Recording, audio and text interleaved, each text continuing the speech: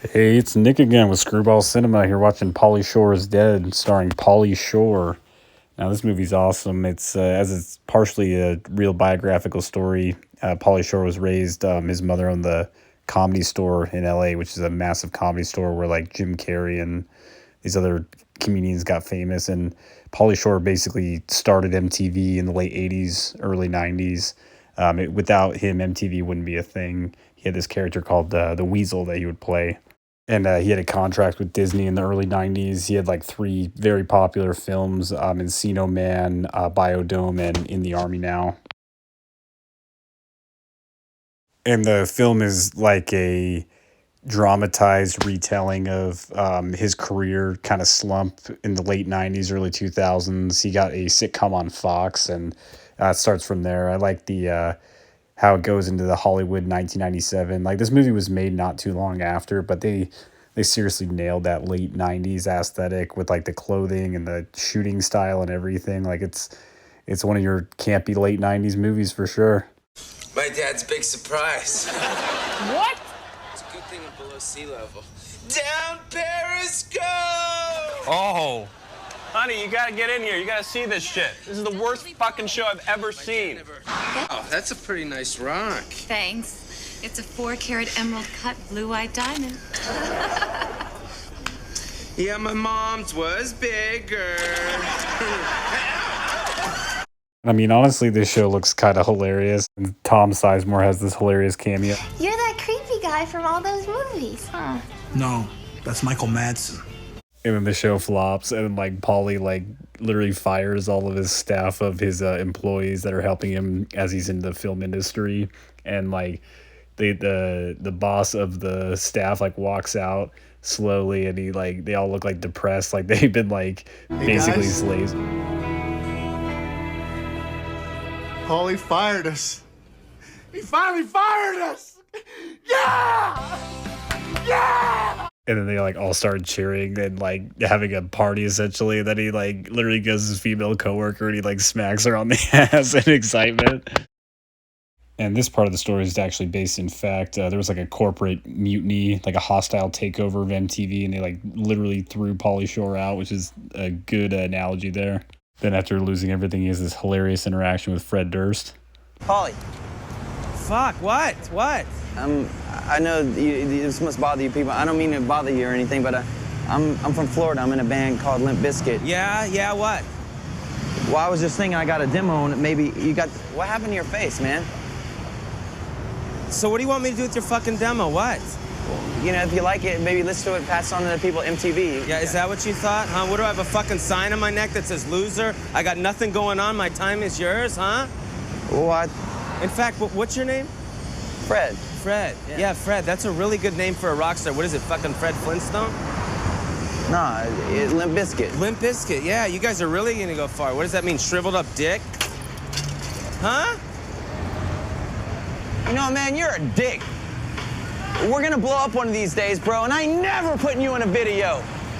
Weasel ass, punk ass. Who the fuck? Fuck you!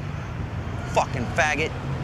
But yeah, one thing that's impressive about this film is that this film is basically entirely constructed out of just cameo appearances. That he like had a list and he just used all of his networking and contacts he had in the film industry to make his own film with the help of his fans as well. There's this hilarious interaction where he's like driving down the California freeway and he sees a Rico Suave selling oranges with his son, like busking on the side of the freeway. And his son like has like gum, and he keeps asking him chicles, like gum in Spanish, and it's like Pauly's like, hey man, I just like got some oranges at the store, and then like Rico Suave like gets desperate. He's like, come on man, not in front of my son. He's like, I don't have any fucking money. Who's Rico Suave, fool? Who's Rico Suave, Holmes? Me! Motherfucker!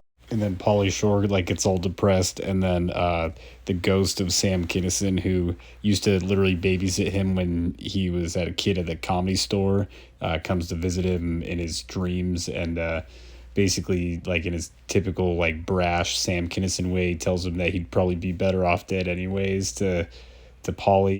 And he like is able to get a body from the morgue, and he like fakes his own death essentially and goes into hiding. And like Kurt Loder is like doing reports on MTV on his death, and there's like Whoopi Goldberg and like Jane's addiction, like literally talking about how much they like love him. And then right after the cut, like Kurt Loder just like starts smoking a cigarette in front of the green screen too.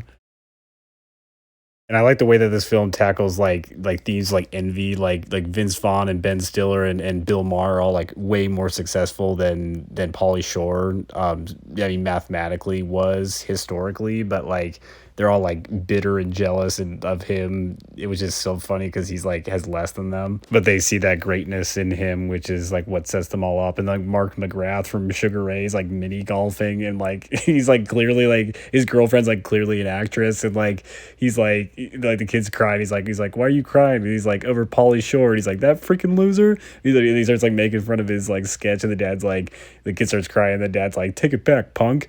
And then he like starts like embarrassing his date like in public, and he like almost gets in a fight, and then he's like yeah, nobody cares about that guy anyways. And then it pans over to a Pauly Shore lookalike contest, which is run by Jason Mewes, who does Jay from Jay and Silent Bob and the Mallrats, like the View Askew movies. But yeah, I like how it shows like even those like small time celebrities, like they kind of come and go, like they still have that like legendary presence over time. His girlfriends? I was. I don't know about these bimbos. Shut up, you stupid bitch. You know what? When he was begging you whores, he was thinking of me the whole time. Are you fucking... And then even though Carrot Top like takes over Pauly's house, like he's like still jealous of him. Like all these girls going like Jerry Springer talking about how much like who's his like best girlfriend, and they start like fighting, and like he gets mad. And Pauly Shore is like watching it in disguise in like a motel, and like they start like fighting, and all of the crowd's like they're like Pauly, and they're like the Jerry style. They start like fighting, and then Pauly Shore like starts like in a weird way like just like essentially taking his clothes off. And then he's out at the store one day, and some kid like catches him inside like a convenience store, and like goes and like lets everybody know that Pauly Shore is like still alive. And then Pauly Shore goes into hiding and gets caught in the most like early 2000s emo way possible. Go check it out.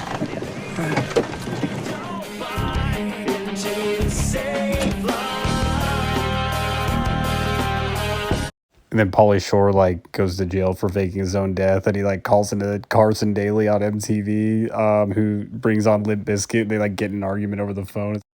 Carson, what's up, yo? Dude, you're lame. Everybody here's booing you.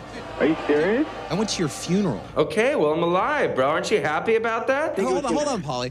Everybody was bawling. It was serious. It's not cool at all, dude. Yeah, I know, but I didn't think it was going to be such a big deal. What do you mean it's not a big deal? You faked your death. So? I don't have time for this. We have a new band I'm going to play you right now. Everybody's talking about. They're called Limp Bizkit. In fact, we just got Limp Bizkit. That's my boy, Fred from Limp Bizkit. You know Fred from Limp Bizkit? Yeah. Yeah, right, sure. In fact, we have Fred Durst, who's the lead singer of this new band, Limp Bizkit, on the phone. No. Fred, are you there? No, don't put him on. Don't put him on. What's up, dude? Hey, what's happening? Welcome to the what's up, show. Fred? Pauly, shut up. We're talking to Pauly Shore. You're talking to Pauly Shore? Yeah. Pauly, can you hear me? Yo, what's up? Dude, you're a fucking punk. You are a piece of crap, man. I gave you a CD to give to Carson, man. You fucking smashed it. When I see you, I'm gonna smash your fucking head. All right. I don't have time for this. I don't have time for this. Yeah, well, you're a punk, bitch. Fuck your you, band man. sucks, dude, Fuck and you you. suck. Fred, he's not. I'm gonna he's- smack you he's right in your not worth our time. fucking head. You hear me? He's not worth our time. Fred. I want to talk about your band. Congratulations on all the newfound Thank success, you so man. much. Thanks, man. Shut up, Pauly. Here's brand new Limp Bizkit. Check it out by request. Fucking. And then Pauly Shore's cellmate is like Willis from Different Strokes, but he's like a hardcore like anti-white racist.